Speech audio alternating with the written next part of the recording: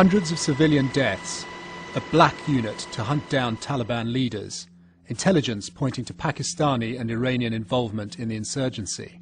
The US military's secret Afghanistan war logs provide the most revealing picture of the conflict so far.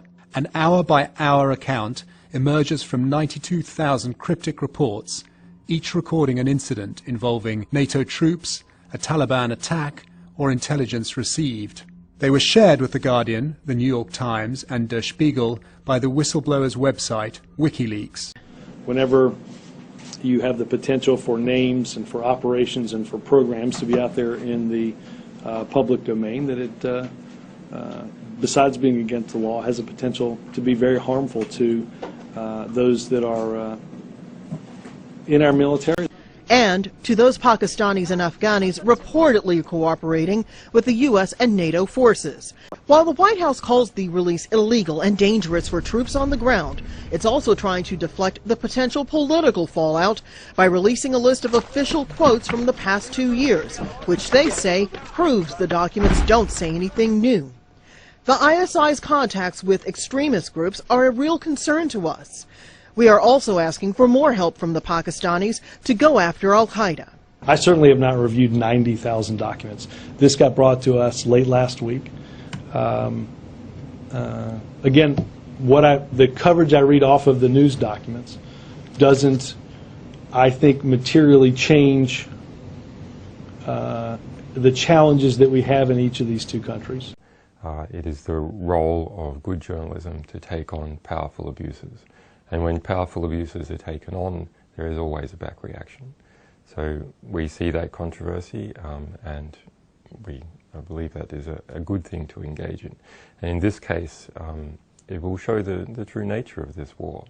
And then the public from Afghanistan and other nations can see what's really going on and take steps to address the problems. I mean, if you did receive thousands of U.S. Embassy diplomatic cables... We would have released them. Yeah. You would? Yeah. Because?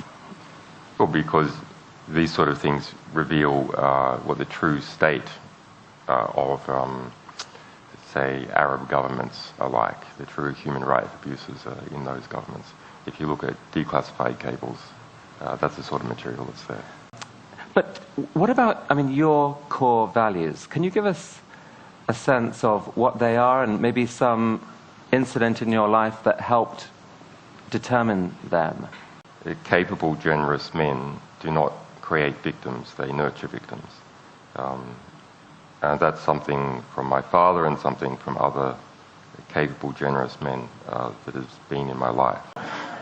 There is another way of nurturing victims, which is to police perpetrators of crime. And so that is something that has been in my character for a long time. Last question, Julian. When you think of the future then, do you think it's more likely to be Big Brother exerting more control, more secrecy, or us watching Big Brother, or it's just all to be played for either way? I'm not sure which way it's going to go. I mean, there's enormous pressures to harmonize freedom of speech legislation and transparency legislation around the world. Within the EU, between China, the United States, which way is it going to go? It's hard to see. That's why it's a very interesting time to be in, because with just a little bit of effort, we can shift it one way or the other.